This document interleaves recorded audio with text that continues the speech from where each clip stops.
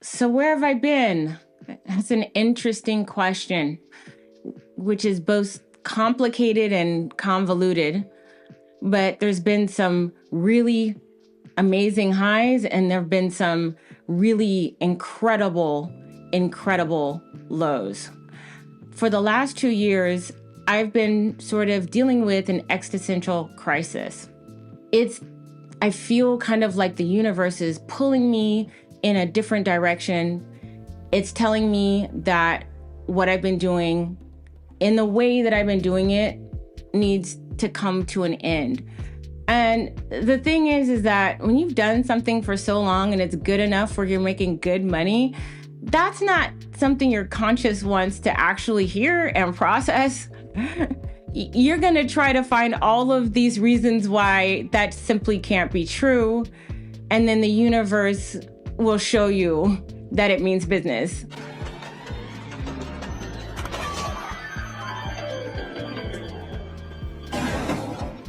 So a lot of things happened, a lot of events happened, both good and bad, that brought me to the point where I didn't think it was helpful for my mental health to be on this channel anymore, and with the frequency and the regularity. There were some things that were happening in the community, changes in society, people's outlook, social media and technology, that kind of changed the face of me as a content creator, and how, kind of like how my position was in comparison to people who would come after me. When I started this back in 2010, you got a cheap digital phone or a cheap digital camera. If you were gonna do a step up, maybe you got an expensive digital camera like I did, and you meant business, but it was still a pocket camera.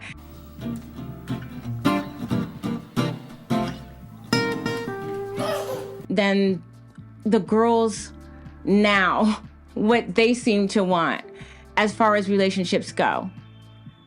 So the climate was changing. My colleagues, my close colleagues whom I respect, were also telling me that the climate was changing. And the more I began to clash and combat with other people, because let's face it, I am no virgin to controversy and entanglements and getting embroiled with people online. In the circle of which I appear in the algorithm for YouTube, I like to say it's circling the drain, is a lot of toxicity. And it can't help but rub off on you. But I have to be honest that I'm no saint and I'm not innocent in all of this, but I'm definitely not going to be taking the blame that some of y'all want to put on me. I'll get to that a little bit later.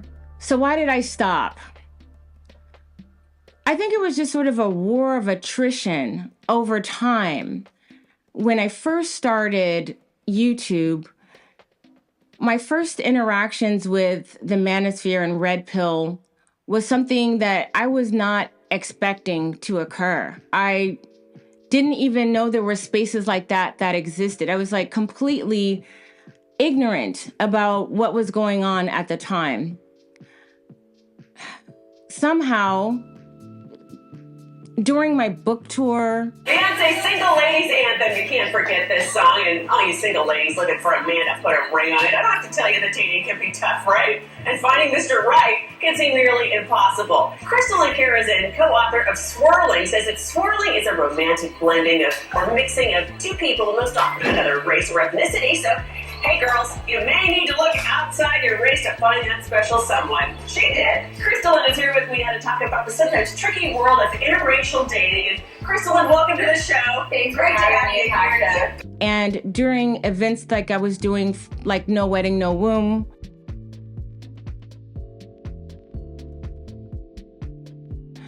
I had been invited to a slurry of interviews, like so many interviews for like radio, TV, this and that.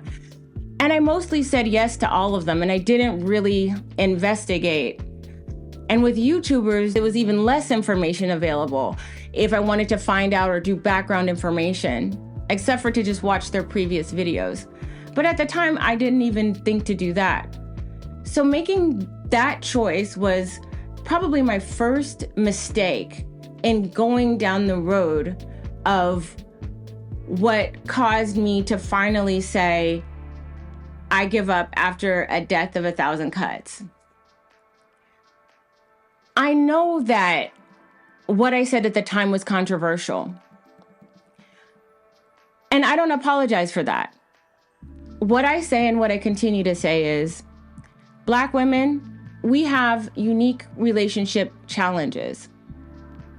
Only 26% of Black women are married at this time. It was even more. It was like 40% when I started back in 2010. And those numbers have plummeted from 40%. And now here we are.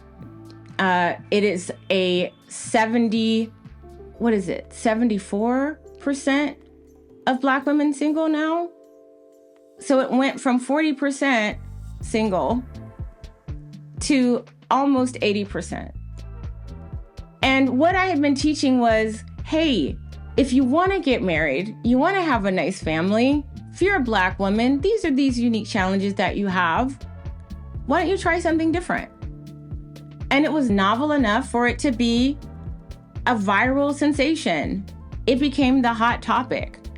But what I didn't realize at that time was when you're a hot topic, people will come after you, even if they don't mean it, even if they don't really believe what they're saying, and even if they know that it might be destructive to you and your own mental health. They see you trending, and if they go after you and put your name in the title, it gets some clout. So I would like to say, for all of the years that I've been on YouTube, for all of the people who have done their videos and response videos, bully videos, attack videos with my name in it, so you could get your numbers up, congratulations. You should send me at least some flowers or a coffee or something. Now, does that mean I'm completely innocent in all of this? No. I think that my main problem, if I were to just get down to the nitty-gritty of it, is insecurity. Insecurity of feeling like I'm never going to be enough, or it's never good enough, that I need to be a little bit better. I have to do things a little bit more. And in some ways, those have been some really great qualities for me to have because it's made me strive to be better. But there's always that feeling of insecurity. And then you couple that with the fact that I'm sensitive. I was the girl in school who was teased. And I wasn't teased for any particular reason, like being obese or being weird looking, even though I was probably weird looking. There was a lot of kids that were weird looking or being poor or smelly or something like that. There was no definitive reason for why I was being teased, except for the fact that I reacted to it. And when you give off that energy in person and apparently even through the camera, us humans are really good at smelling that blood in the water. And then once they know that they can get to you in that way, then that will be the way that they're going to come at you, because they know where the chink in your armor is. And so when somebody knows something about you that you even to some degree feel about yourself, whether it's true or not, erodes you. And for a while, after it was like one incident after another, one foible or mistake or somebody just starting some shit for no reason, it just became too much. And I had to step away and figure out what I was going to do. Because, again, the universe will make you listen It will make you pay attention. The piano will fall on your head in the middle of the street.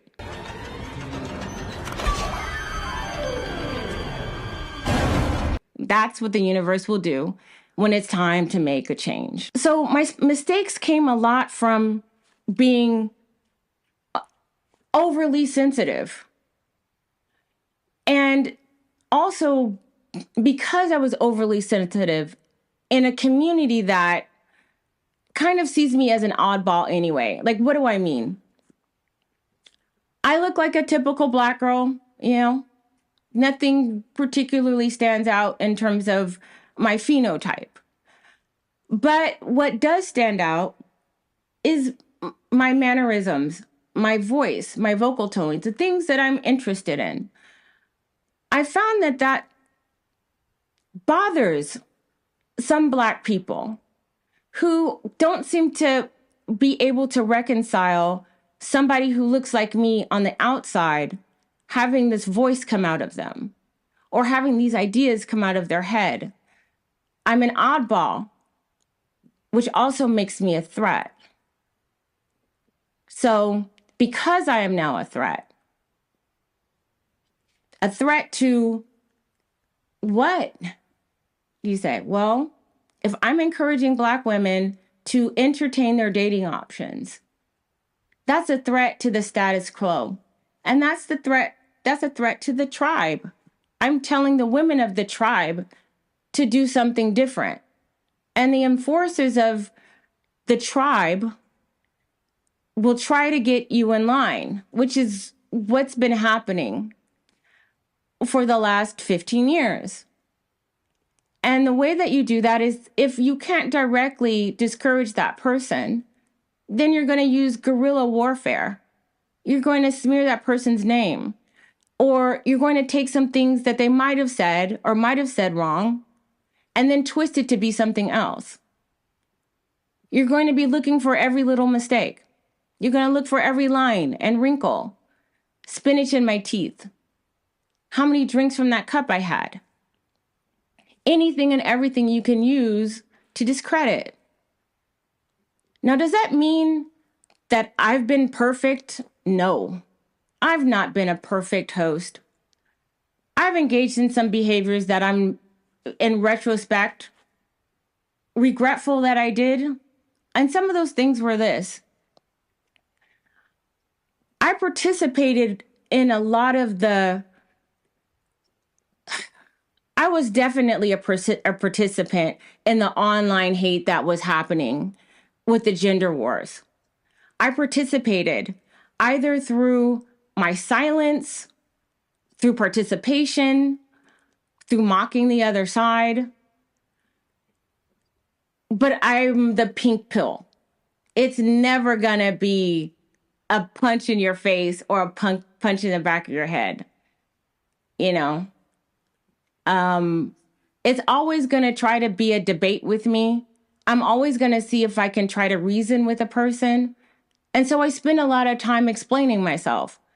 And I realized that the more I explained, the more traps I found myself in. The more I explained, the more upset I got when people willfully pretended not to understand the words that were coming out of my mouth, which to me and pretty much everyone else outside of this community saw as reasonable and logical. But this is the world of the upside down. And when you grow up in a white neighborhood as a little Black girl in the 80s, you're going to talk like this. You're going to behave a little bit differently. You'll have different people interested in you. But I'm quirky, and I was a threat because if you give these Black women ideas, we don't want to do that. So a lot of the stuff that I did, it was fueled by the idea that I thought it was just the men. I really did. I was thinking it is all of their fault. They're just leaving the mothers of their children. They're not raising them right. They don't want to be educated. They don't want to work. They're like all of the things from the stories, horror stories and traumas, and listening to the traumas of other women, and then looking at the statistics that were available at the time in regards to violence, education, jobs prospects, marriage prospects, finding a suitable partner that you can grow wealth with. The pickings were slim. And so I thought it was all the men's fault. And it made it especially hard to have any sort of empathy and compassion when the men that were online that were engaging with me and me engaging with them involuntarily happened. It became this whole other big thing that was ugly and time-consuming, soul-killing. But what I realized that ultimately it was about creating a distraction. Because if I'm distracted by all of these darts coming every which way, and when I'm not in a state where I can deflate the darts like Neo in the Matrix, then I'm gonna act out in some way. I'm gonna make wrong decisions. I'm gonna say things I regret. I'm gonna show too much emotion to you, because in this community, you can't really show emotion. If somebody attacks you, there's a certain level of acceptable responses that Black women can have. It can be unbossed and unbothered. It can be, I'm gonna bark you down like a pit bull so you can't get in a word edgewise. Those sort of variations usually are the things that will win you arguments. But most oftentimes, what won't win you the argument is the actual truth.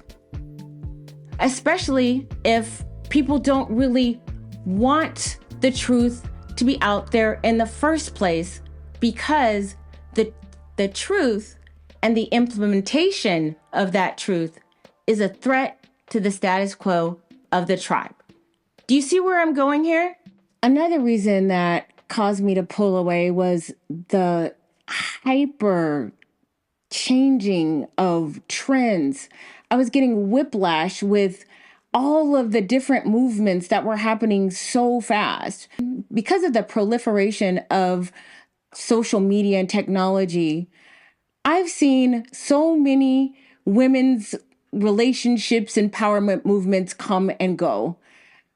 We've gone from interracial dating and swirling to divesting to sprinkle to 4B to fuck these kids and fuck these men and fuck these kids. I'm single and I'm happy. And just, there's been so many changes in terms of what people's mentality is. And it seems as if it changes with the wind. It just seems to change with whatever seems to be going viral. But I don't work like that. When I started this, I had a mission. I had a clear direction and a goal. I wanted Black women to expand their dating options. And then when I launched the Pink Pill courses, it was about developing the best versions of ourselves so that we felt comfortable navigating in absolutely any setting. And that went on to be the Pink Pill for college, to prepare girls for relationships and networking in college, and the Pink Pill for business. Those were all clear to me because I had a large group of women, both my followers and people who were in my orbit, who sort of co-signed the idea of Black women sort of up-leveling themselves so that they can navigate in certain spaces. And then it became the femininity, the light femininity movement, the dark femininity movement. It was just all of these been a cluster of things that have been trending. And everybody's trying to hop on the trend. And content creators are also changing their messaging to accommodate the trend. The problem with me is that the trends that were happening weren't really trends that I could really get on board with. It just didn't sit right with me to deliberately treat the other gender badly, to have a sense of entitlement and shallowness when it comes to relationships. A loss of hope with developing any sort of authentic relationship that's long-lasting, that builds your empire of both family wealth and monetary wealth. You know, another thing that I did while I was gone was not stay away from Clubhouse. And now I know you're probably thinking, with past occurrences that happened on Clubhouse, that I should probably never show my face there again. But here's the thing. I got some really good insightfulness about myself and about the people of our community in a clarity that I never had before. So I continued on Clubhouse, and I learned to really hone in on my debating skills. So I learned that for the people who really wanted to have the conversation, that I had to up my presentation, and I had to be willing to challenge my beliefs. Because one thing that I've learned, and I've known this for a long time because I was taught in college, was that you have to always be willing to challenge your beliefs. Because two things are going to happen. If you're willing to stand up to scrutiny your beliefs and value system, and if they don't meet muster, you have the opportunity to reassess. And if your values and belief systems pass muster, you can go harder because you have more resolve. Either way, it's going to be a win for you. The only loss you're going to have is when you are rigid and resistant to challenging your own values and beliefs. So I did that. I wanted to take a really close look at the Black community that I haven't really lived physically in close proximity with. But with Clubhouse, the audio app, I had an opportunity to really talk to them like we were sitting in the backyard or on the porch or something, or at the beauty shop. And it was an interaction that I really liked. Why did I like it? Because it gave me community with Black people. It's this weird thing. Black people have been, if I'm going to be totally honest, kind of mean to me. And I mean, I'm saying that lightly. And it's weird that I would still want to try to forge some sort of common ground, connection, and friendship. It wasn't about trying to connect romantically. It was about wanting to connect almost on a familial level. I wasn't looking to associate myself with the Black community so that I could meet a man. Okay, so if you guys want to get an idea of what I'm talking about, I want to direct you to a comment that I got on a video that I did, Black Love is Hard to Get, New Study Proves It. And you can take a look at the video yourself, but all I'm doing is expressing the latest data. This is latest data that is published in scholarly journals. This is not a hate piece. This is basically explaining where the community is in terms of how we value marriage and relationships and how successful we have been, which is not very. But I was careful not to attack any particular gender in this video, but it didn't matter to this commenter. This is what is often said when you have any criticism at all, which is my frustration with doing this work, is that if you have anything that is critical, if you're not all butterflies and roses, you're doing everything fine, treating certain folks like 2-year-olds, if you have any criticism at all, that means you hate them. And I have been critical about the Black community, absolutely. But I have used statistics and facts, not hyperbole, not name calling, but that didn't matter to this commenter. Now, why would one commenter matter? Because this comment encapsulates my frustration and the reason why I'm leaving this space in the way that I showed up before. Why are you talking about Black love? Can you just not just stick to talking about dating white people and other races? You don't need to also actively attack Black love. You have already destroyed the Black family enough. So, it wasn't welfare that destroyed the Black family, like we were all told 10 years ago. It was me. It was yours truly. I am responsible for destroying Black love and the Black family. Like, the hyperbole was just getting crazy. Here's my response. I actually do listen to here's my comment here. Comments like this one is the reason why I'm done talking about it. Weird interpretations of things I never said. Nothing in my video was an attack. You probably didn't even listen to it. You all don't want to hear anything that is critical without cry bullying that someone hates you. If I have that much power to destroy the Black family, then the Black family is weak as hell and in great need of repair. So get busy. I mean, because here are the facts. If you're going to be talking about how bad the community is and how I'm the problem, then get busy, bruh. Fix it. He says, I actually do listen to criticism from Black women, but the Black women who love their people. So I see. So I have to be actively in a monoracial relationship with a Black man in order to be listened to by this nameless, faceless person. That I need to be accountable to speaking about the community as long as I'm having sex with one, okay, or in a relationship with one. I want to talk to Black women who want the best for Black people, because clearly I don't, right? No, let me just be clear. I am a proud, bougie Black person. I want Black people to win. I am not on this everybody under the umbrella. And I'm going to just say that me and those group of people don't have a lot in common, but make no mistake, I want Black people to win. I want Black people to win in all ways possible, but y'all sure make it difficult. It was just that I could meet friends, that I could learn something, that I could challenge myself to think a different way.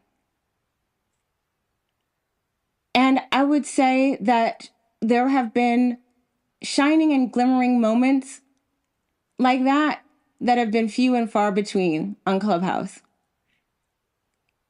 And I have to say, while I was there, I met a few people, probably about, 3 or 4 Black men whom I really respect, who helped give me a different kind of perspective and look at it a different way.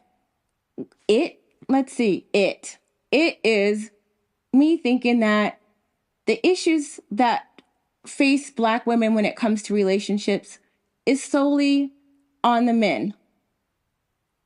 And being on Clubhouse disabused me of that belief, because I finally got to see what the men were saying. All of these things that they were saying, I could not believe that my precious Black women could possibly be this way. Not my baby, not my Timmy, not my Jilly. But it was, and y'all was some badass kids. And I had I was delusional. Because it's not because they told me. Well, they did tell me. But Clubhouse gave me the opportunity to see it for myself, to interact with the women that they were talking about on that platform and see that indeed, yes, there is a significant segment, I honestly don't know how large, of Black women who are simply insufferable.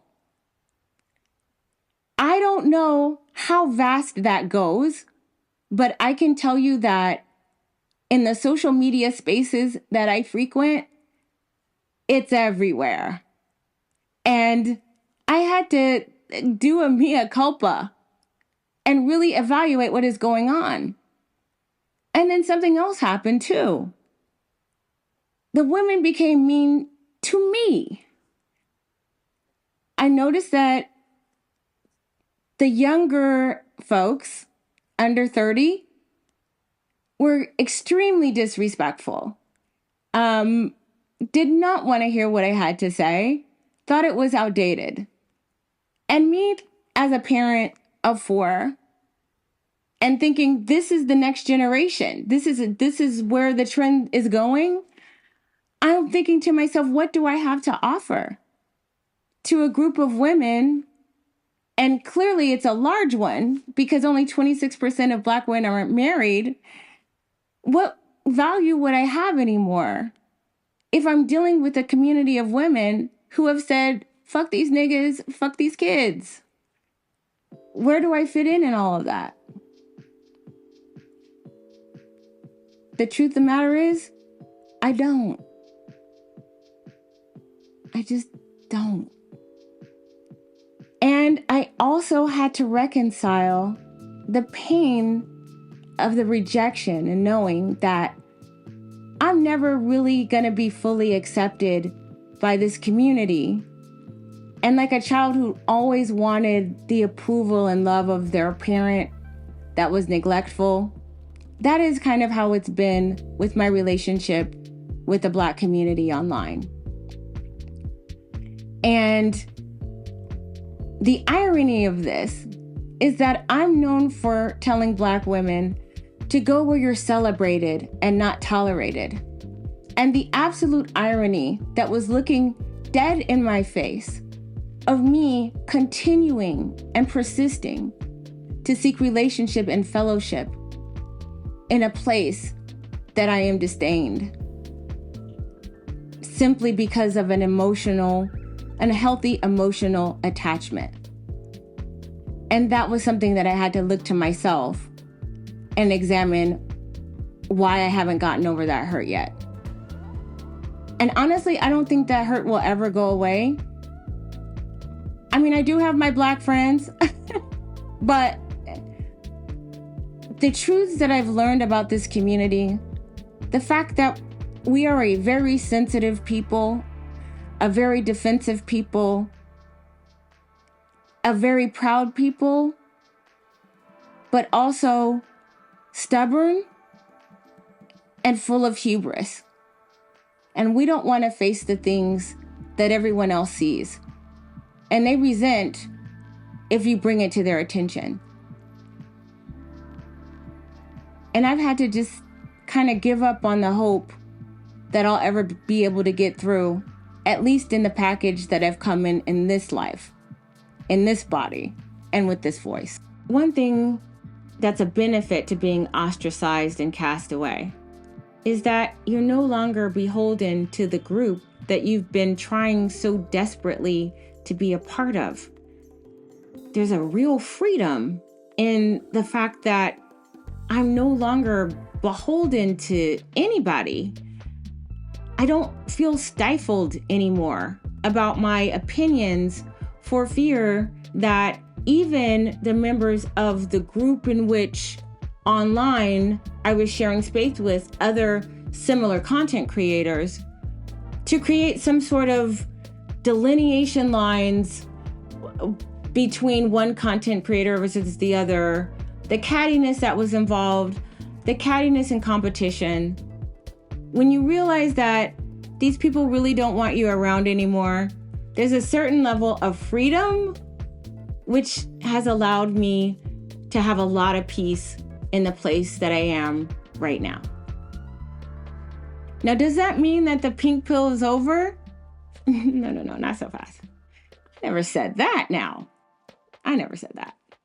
And if you've come this far in the video, thank you. This was a lot.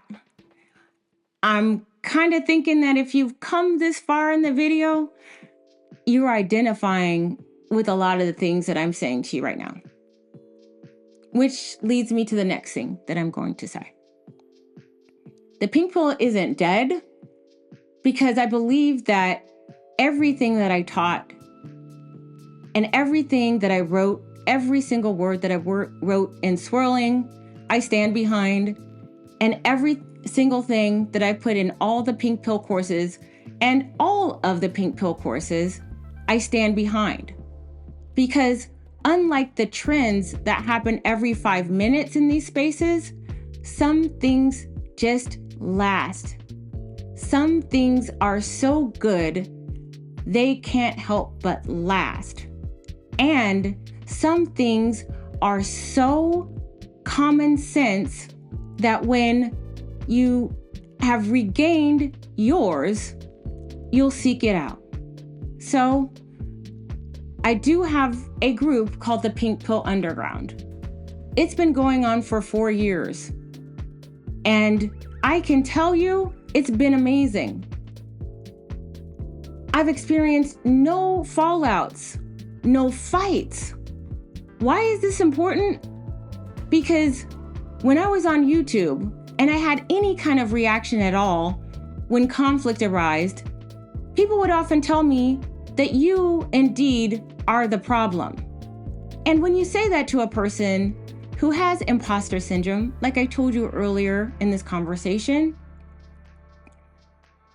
you think to yourself, well,